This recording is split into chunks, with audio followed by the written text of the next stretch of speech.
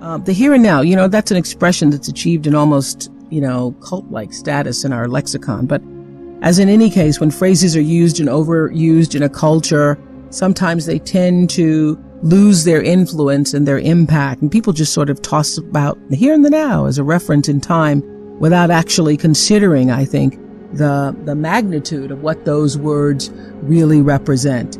Today, right now, I want to share with you somebody who has helped me, along with millions of other people, to really understand just why that phrase, the here and particularly the now, is not only vital, but is really all that there is. My guest today should be called, I guess, the father of the now, because Eckhart Tolle is widely recognized as one of the most original and inspiring spiritual teachers of our time. I personally think that you are a prophet, Mr. Tolle. And I was first introduced to your teachings back in the year 2000. Actress Meg Ryan was on my show, and she told me about this book.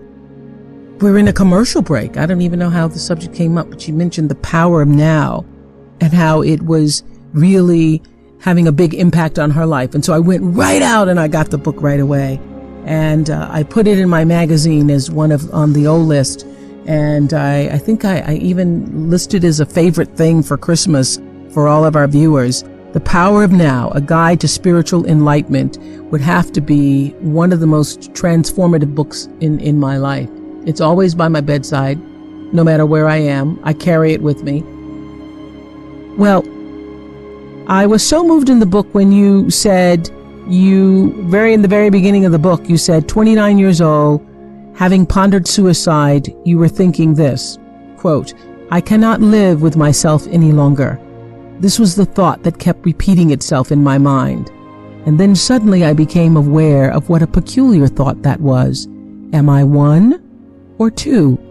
If I cannot live with myself, there must be two of me, the I and the self that I cannot live with. Maybe, I thought, only one of them is real."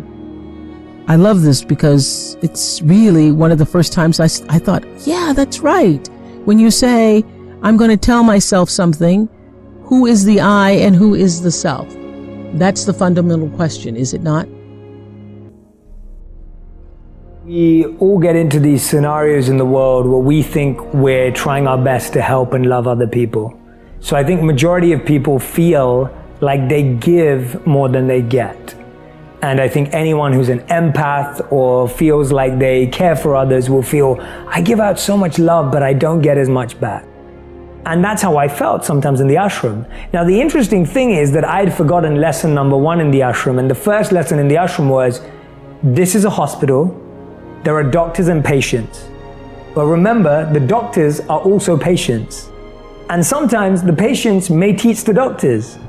But remember that we're all in the same space in this hospital where everyone is going through a process of purification.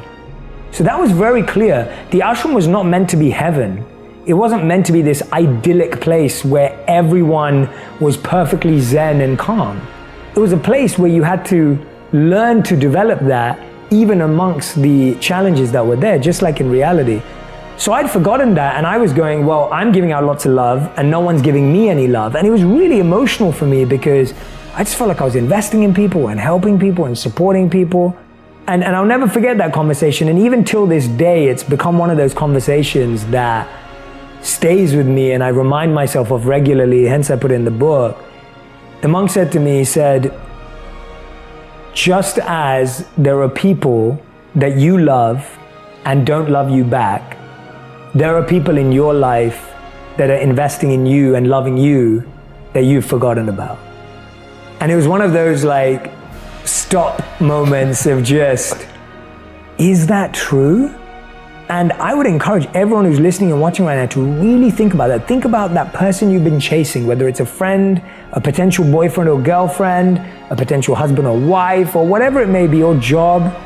And then ask yourself, has someone ever chased you in life? Or has someone ever pursued you in life? Or has someone ever tried to love you in life and you didn't even give them a time of day?